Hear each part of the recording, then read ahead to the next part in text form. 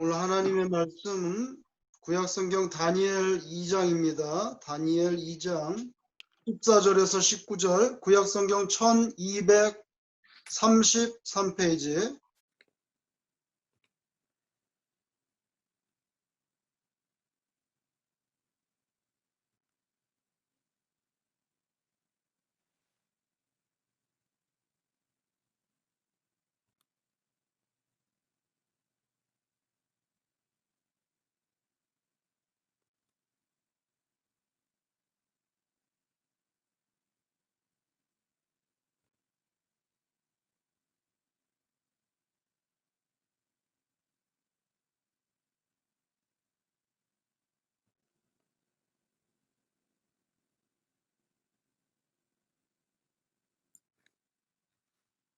여러분 구약성경에 나오는 이 다니엘에 대해서 들어보셨을 것입니다. 다니엘 하면 사자굴 속에 들어갔다가 살아나온 사람, 이렇게 기억이 되는데요. 사실은 오늘 본문에 보면 그 전에도 사자굴 들어가는 그 사건이 있기 훨씬 전에도 죽을 뻔한 그런 고비가 있었다는 거죠. 그건 바로 바벨론 왕 느부갓네살의 꿈 때문에 벌어진 일인데요. 이 왕이 하루는 꿈을 꾸었는데 이렇게 사람 형체를 한 거대한 상이 나타나는 꿈을 꾸었는데 부분마다 그렇게 재료가 달리 구성된 그런 거대한 상의 꿈을 꿨죠. 그것이 뭔가 굉장히 중요한 의미심장한 꿈인 것 같은데 뜻을 알지 못하겠단 말이죠. 그래서 이 왕이 당대 바벨론의 현자들, 그러니까 뭐 꿈을 해석한다는 사람, 오늘날로 말하면 철학가들, 뭐 별을 연구하는 사람들, 이런 사람들을 동원해 가지고 자기 꿈이 뭔지, 그리고 그 꿈의 해석이 어떠한지 말하라 하는데 아무도 말하는 사람이 없어요. 꿈을 가르쳐 줘야 해석을 할 거 아닙니까? 근데 꿈을 안 가르쳐 주면서 그렇게 말을 하는 거예요. 그건 참 답답한 노릇이죠. 그 당대 바벨론의 현자들이 그저 나라의 밥만 축내고 있는 가짜들인지, 아니면 진정 어떤 면으로 영험한 그런 자들인지, 아마 느부갓네살이 테스트해보고자 했던 그런 마음이 있었는가. 자신이 꿈을 꿨는데 성경에 읽어보면 자세히 알 수가 없어요. 뭐냐면 그 꿈을 꿨는데 자고 나니까 그 꿈을 잊어버린 것인지, 아니면 알면서도 그 꿈을 일부러 말해주지 않았는지는 성경적으로 보면 확실하지는 않습니다. 둘 중에 하나인데, 그런데 결론은 간단해요. 내가 꾼 꿈이 뭔지 말하고, 그리고 그 꿈에 대한 해석도 내놓으라. 만약에 그렇게 하지 못하면 너희들은 나라의 그 밥만 축내는 가짜들이다, 이렇게 된 거죠. 그런데 꿈을 말하지 않은데 어떻게 해석을 합니까? 그러니까 이 느부갓네살 왕이 너희들은 다 가짜다, 이렇게 생각을 하고, 이 폭군 느부갓네살이 얼마나 화를 내는지 그 모든 현자들, 박사들, 무당들 다 죽여버려라, 아주 끔찍한 명령을 내렸습니다. 물론 그 처형 대상에는 오늘 본문에 나와 있는 다니엘과 그 세 친구들도 그 처형 대상에 들어가는 것입니다. 다시 말하면 지금 다 죽게 된 형편이죠. 그런데 바로 그때에 오늘 성경에 보니까 다니엘이 나타납니다. 하나님의 감동하신 은혜로 그 느부갓네살 왕이 꾸고 말하지 않는지 잊어버렸는지 모르겠지만 그게 도대체 무슨 꿈인지 그것도 다니엘이 다 밝히고 그 꿈의 해석도 풀어주는 그런 사건이 오늘 본문에 나타나 있습니다.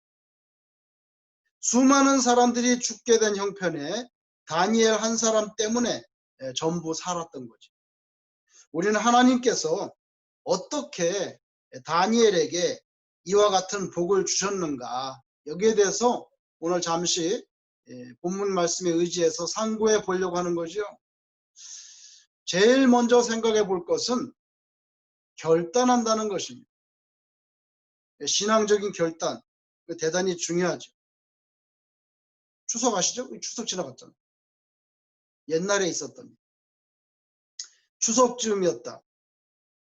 일회용 흰 접시에 떡이 10여 개, 혼자 야금야금 다 드셨다. 흰 송편 3개, 핑크빛 송편 1개 남았다. 더 드세요. 싫어. 그럼 이거 핑크빛 드세요. 핑크는 무슨 핑크, 물감 들인 거 그거 뭐 좋다고. 아, 물감. 그러면 흰 거 드세요. 그렇게 해서 남은 흰색 송편 3개 다 드시고, 그리고 처음 말씀과는 달리 마지막에는 그 핑크빛 송편까지 완전히 다 드셨다. 말랑말랑해서 좋아. 사람도 그 말랑말랑한 거 그거 좋지 않수. 잡채 남은 것은 내가 다 먹었다. 그 기름 많은 거 그거 뭘 다 드슈. 이거 안 먹으면 버리게 되니까 아까워서 다 먹어야 돼요. 버럭 소리 지르듯이 아깝긴 뭐가 아까워. 내 배가 더 아깝지. 그깟 게 뭐 대수라고. 이제 눈치 봐서 그 자리를 벗어나려고 슬금슬금 엉덩이를 움직이기 시작하는데 권사님 왈. 그거 왜 자꾸 도망을 가시오? 도망가지 마. 여러분, 음식은 말랑말랑한 게 좋을지 모르지만 신앙은 그렇지 않습니다. 마귀를 대적하는 거 결코 부드러울 수가 없죠. 대적을 하는데 어떻게 부드럽습니까? 진리는 왜골수입니다. 호락호락 할 수 없어요. 휘지 않아요. 부러질 때 부러질지언정 올곧습니다. 이것도 좋고 저것도 좋고. 신앙 교리에는 그런 거 없습니다. 성경에서는 구원을 받을 다른 이름 없다. 오직 예수뿐이다. 이렇게 가르쳐 주십니다. 사도행전 4장 12절 다른 이로서는 구원을 받을 수 없나니 천하 사람 중에 구원을 받을 만한 다른 이름을 우리에게 주신 일이 없음이라 하였더라. 오래전에 죽었지만 체 게바라 뭐 사회주의 혁명가니까 뭐 본받을 건 없어요. 그런데 그냥 그 사람을 생각하면 결코 말랑말랑한 인간이 아닙니다. 모든 종류의 제국주의, 식민지주의에 항거했던 체 게바라, 아르헨티나의 꽤 귀족 가문에서 태어났고 의사가 됐죠.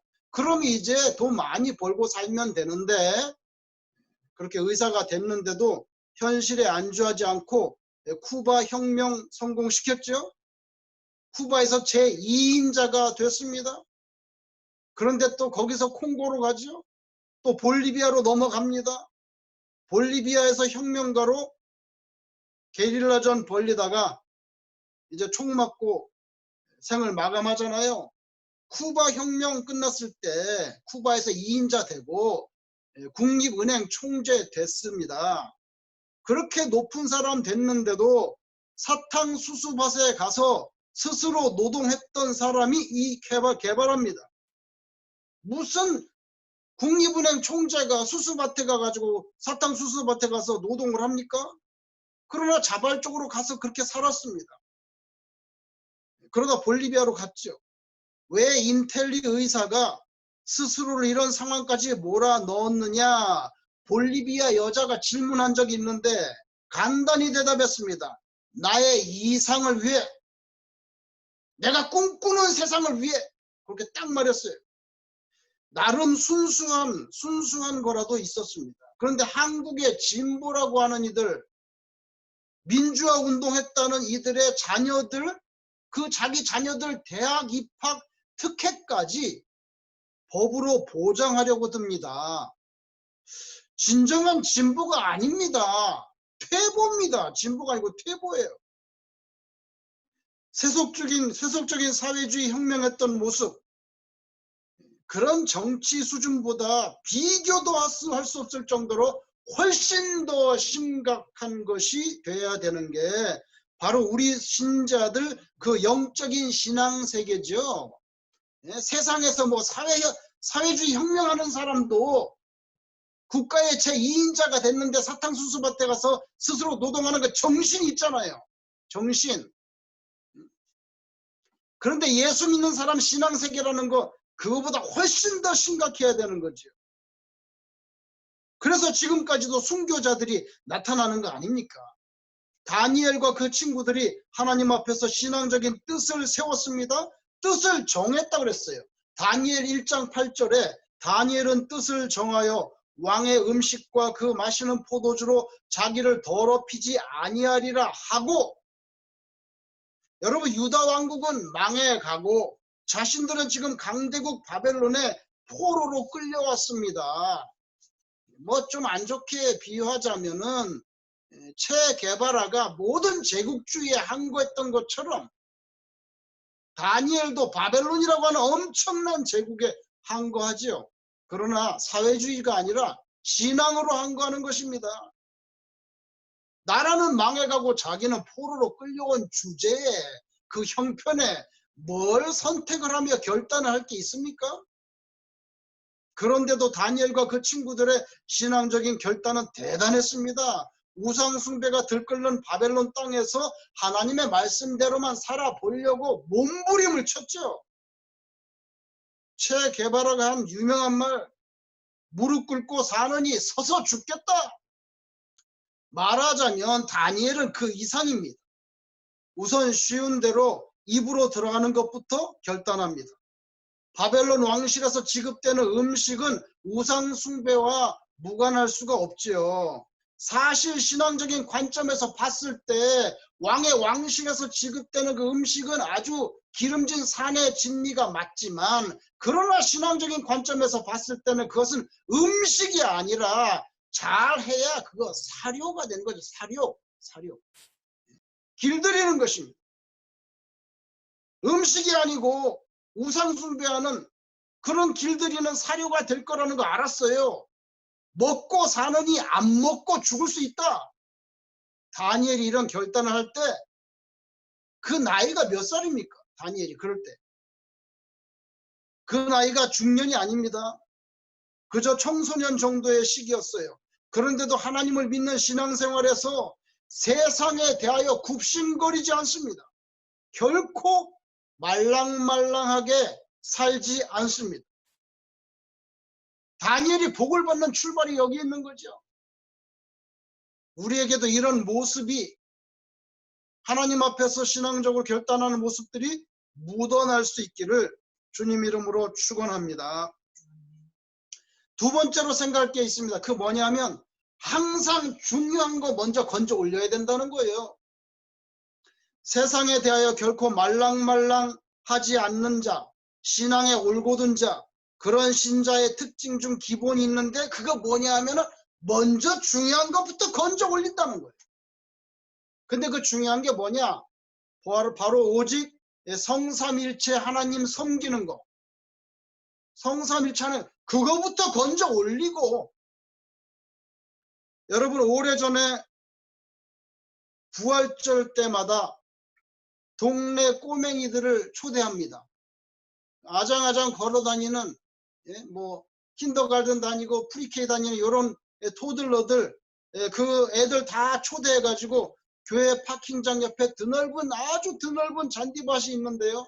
그 잔디밭에다가 부활절날 계란을 한 1000몇 개 정도 뿌려 놓습니다. 그러면 이제 와서 이제 바구니 가지고 와가지고 그 달걀 이제 잔디밭에 풀 속에 있는데 마음껏 이렇게 가져가도록 에그 헌팅을 하는 거죠. 에그 헌팅을 하는데, 그러면 동네 아들도 오고, 그 다음에 거기에 뭐 엄마도 오고 아빠도 오고 그래서 전도하는 거예요. 사실은 전도하는 건데, 동네 아이들이 한 수십 명 정도 몰려가지고는 자기 바구니 가져와가지고 잔디밭에 마음껏 가져갈 수 있어요. 1500개 정도 뿌린단 말이에요. 마음껏 원하는 대로 가져가. 그러면 막 20, 30개씩 그렇게 달걀을 건져 올립니다. 달걀을 줍는 그 아이들의 모습, 달걀을 줍는 그 아이들의 모습을 보면 간단히 두 종류가 있습니다. 그 첫째는 쪼그리고 앉아서 줍는 아이들, 쪼그리고 앉아가지고 막 잔디밭에 이제 달걀을 줍는 아이들.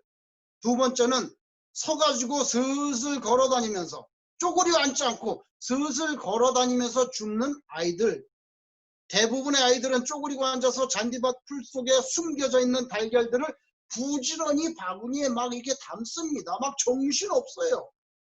그런데 그 중에 어떤 아이는 바구니를 들고 서가지고 그냥 슬슬 이렇게 돌아다닙니다. 사실 그렇게 서 있으면 잔디밭 풀 속에 누워있는 달걀이 자세히 보이지 않아요. 쪼그리고 앉아가지고 막 풀을 막 이렇게 헤쳐야 달걀이 보이는데, 그런데 어떤 아이는 그냥 서서 슬슬 걸어 다니다가 이렇게 보면은 굉장히 큰 달걀이 있어요. 큰 거. 타조할 만큼 큼직한 달걀이 보인단 말이에요, 거기. 그럼 얘냐 성큼성큼 천천히 걸어가가지고, 다른 애들은 지금 여기서 지금 전부 다 땅바닥에 엎드려서 막 풀 뒤지고 있는데, 이 녀석은 그냥 성큼성큼 가가지고 그 큰 거를 갖다가 자기 바구니에다가 턱 담는 거예요.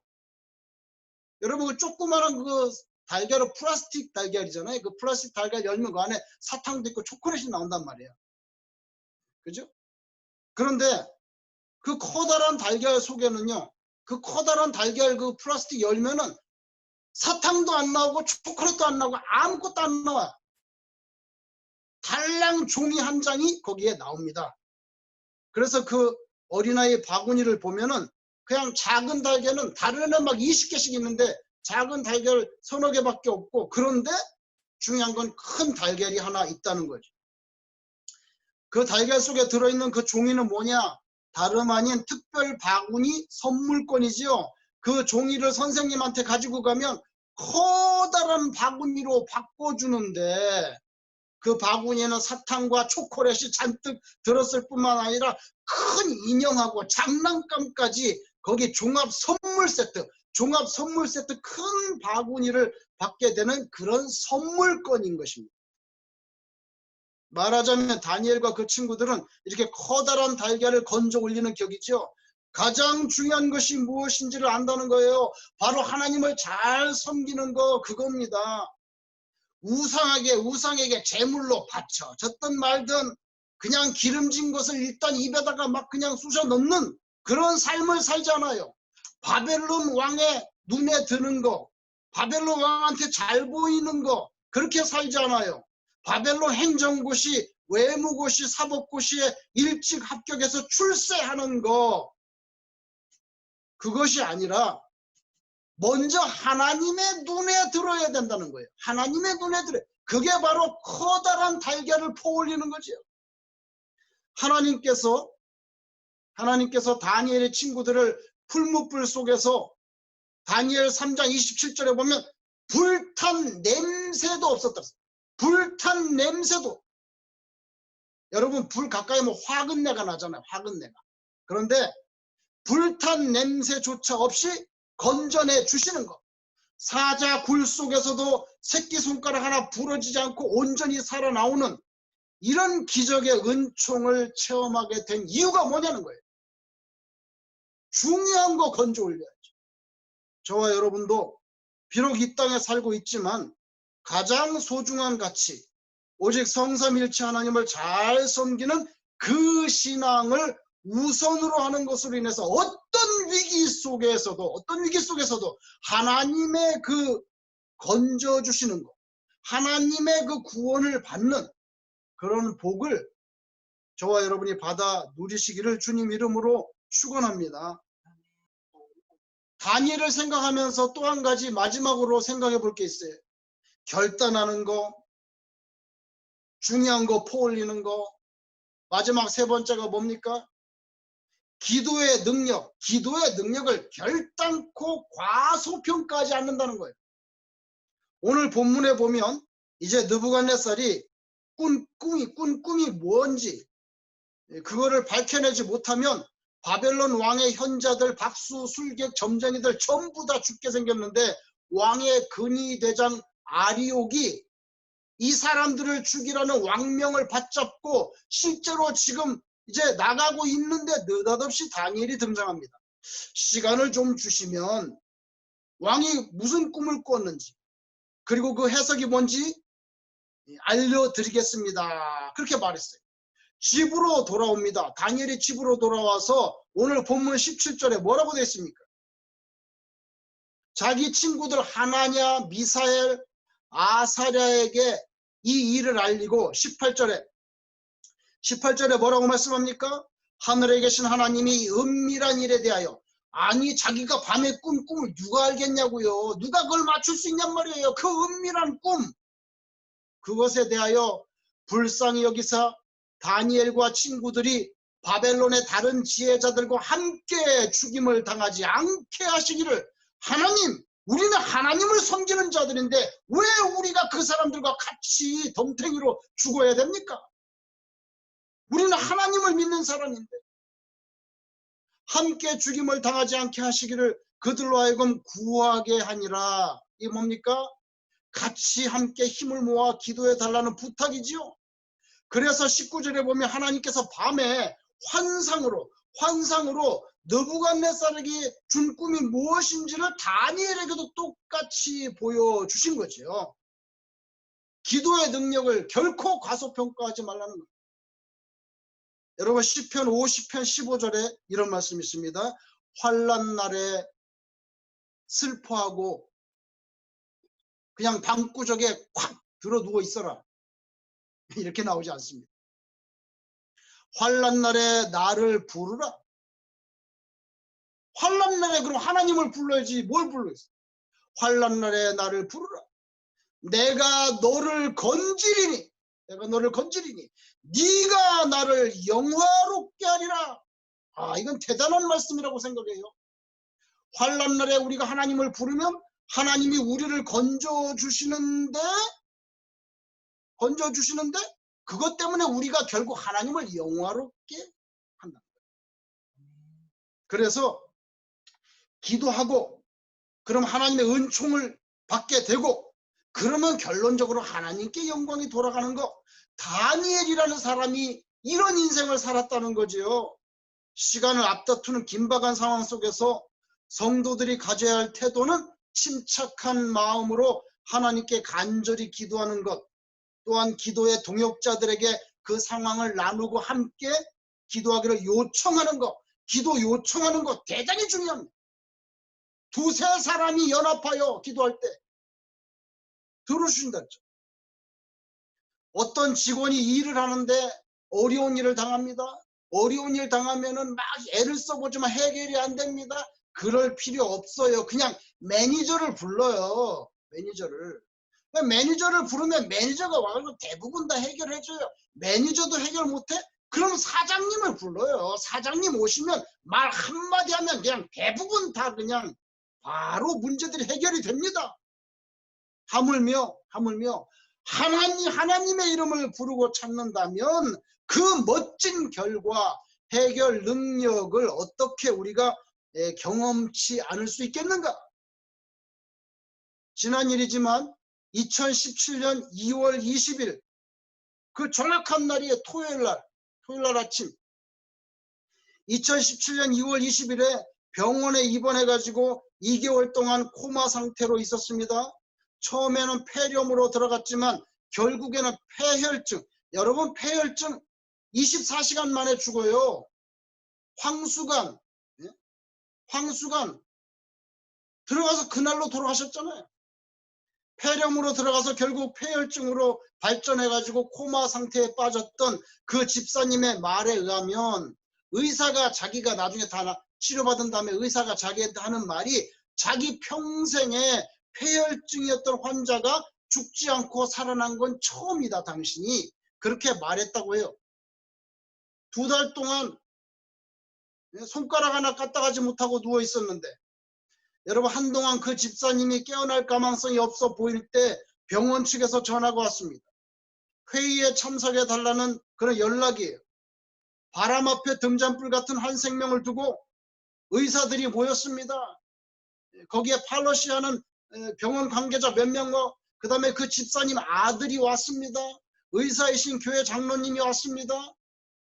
거기 함께 참여해서 회의를 하는데 요점 간단합니다. 가망성 없어 보이니까 시간 낭비하지 말고 설사 혹시 언젠가 깨어나는 기적이 있다고 해도 전혀 움직이지 못하는 완전 식물인간으로 살아갈 가능성이 거의 확실하니까 산소 호흡기를 떼고 그 생명을 종료시키는 쪽으로 이렇게 유도를 하는 거예요. 그렇게 하라고 말은 안 해. 그렇게 하라고 말을 안 하는데 아들까지 다 부르고 해가지고 그런 쪽으로 이제 말을 유도를 하는 거예요. 그런데 그 집사님의 뇌를 찍은 사진이 있습니다. 그런데 그 뇌를 찍은 사진을 보니까 뇌파가 살아있단 말이에요. 뇌파가. 다시 말하면 식물인간 상태인데 그런데 아직 뇌사 상태가 아니 뇌에서 나오는 파가 살아있다. 아니 뇌사 상태가 아닌데 그렇게 산소호흡기를 떼면 어떻게 합니까? 아니다. 더 기다려야 됩니다.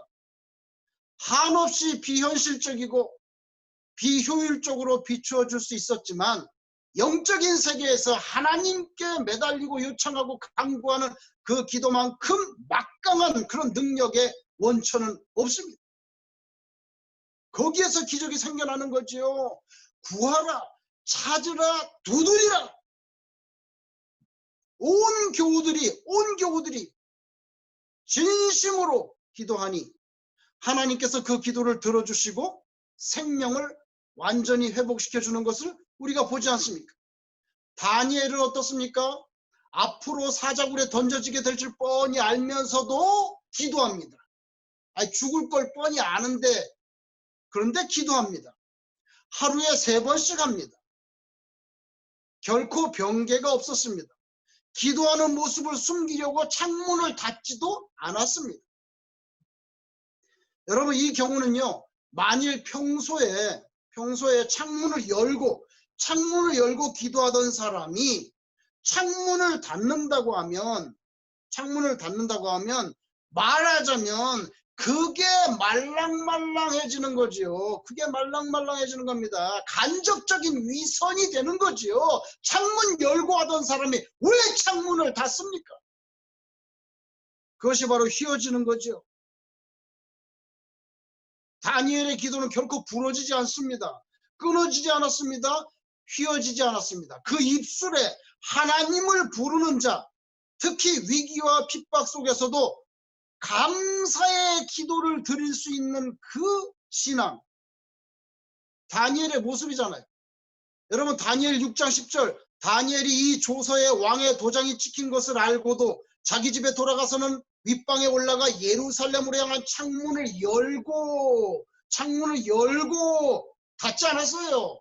창문을 열고 전에 하던 대로 하루 3번씩 무릎을 꿇고 기도하며 그의 하나님께 감사하였더라. 곧 사자굴에 들어가 죽을 게 뻔한데 하나님께 감사가 쉽게 나옵니까? 이게 다니엘입니다. 우리가 다니엘과 무슨 상관이 있습니까? 아닙니다. 상관이 있죠. 똑같아요. 왜? 베드로가 신자에 대한 마귀의 위협을 어떻게 표현했습니까? 베드로전서 5장 8절에 너희 대적 마귀가 우는 사자같이 두루 다니며 삼킬 자를 찾나니. 신자의 실존적인 모습이라는 것은 사자굴 속에 들어갔던 다니엘이나 별반 그렇게 다르지 않는다는 거예요. 신앙 때문에 마귀가 으르렁댄다는 거. 그런데 깨어있는 신자, 기도하는 신자, 이런 신자를 그 무지막지한 사자의 입에서, 마귀의 입에서 건져내신다. 사자가 먹이를 물어뜯는 그 턱의 힘, 그 치악력이 아무리 강해도 그 앞에서 기도하는 입을 여는 신자, 기도하는 입을 여는 그 인생, 하나님께서 그 원수의 입을 아주 막아버린다는 거죠. 역대하 16장 9절에 여호와의 눈은 이렇게 하나님의 눈, 여호와의 눈은 온 땅을 두루 감찰하사 전심으로 자기에게 향하는 자들을 전심으로 자기에게 향하는 자들을 위하여 능력을 베푸시나니. 이렇게 나옵니다. 하나님의 눈은 세상을 이렇게 보시는데 전심으로 자기에게 향하는 자들을 위하여 능력을 베푸신다. 시편 119편 2절 전심으로 여호와를 구하는 자는 복이 있도다. 복이 있도다. 하나님을 모시니 자기를 죽일 원수가 오히려 자기를 살립니다. 여러분 오늘 본문에 느부갓네살 왕의 시위대 장관이라고 그랬어요. 시위대 장관은 경호실장입니다. 경호실장이죠. 이 아리옥이라는 사람이 원래는 다니엘을 죽이려고 나가는 사람이에요. 지금. 그죠? 다니엘을 죽이도록 명받은 사람인데 오히려 다니엘을 살리잖아요. 그가 느부갓네살에게 시간 연장을 요청할 수 있도록 그렇게 허락했어요. 다 죽여버려라. 이미 왕의 명령이 떨어졌는데 무슨 시간 연장을 하러 들어갑니까? 죽여야 하는 자가 오히려 살립니다. 아리옥이 오히려 다니엘을 살려주잖아요. 이제 이게 하나님의 은총인 거죠. 이게 하나님의 은총입니다. 신앙의 뜻을 세우자. 하나님께서 여러분의 길을 세워주십니다. 잔잔한 것들을 챙기려고 아둥바둥하기보다는 큰 선물, 커다란 달걀, 영적인 가치를 더욱 간절히 사모하라. 마태복음 6장 31절 이하에 무엇을 먹을까, 무엇을 마실까, 무엇을 입을까 그런 거 하지 마라. 그런즉 너희는 먼저 그의 나라와 그의 의를 구하라. 큰 거 먼저 건져 올려. 그리하면 이 모든 것을 너희에게 더하시리라. 데살로니가 전서 5장 17절 쉬지 말고 걱정하라. 쉬지 말고 불평하라. 이거 아니잖아요. 쉬지 말고 기도하라. 야고보서 5장 13절 Is anyone of you in trouble? Is anyone of you in trouble? He should pray. 너희 중에 고난당하는 자가 있느냐? 너희 중에 고난당하는 자가 있느냐? 그는 기도할 것이요. 예레미야 29장 13절 전심으로 나를 찾고 찾으면 나를 만나리라. 나를 만나리라. 하나님께서 그렇게 말씀해 주셨습니다. 저와 여러분이 하나님을 만나는 한 주간 되시기를 주님 이름으로 축원합니다. 기도하겠습니다.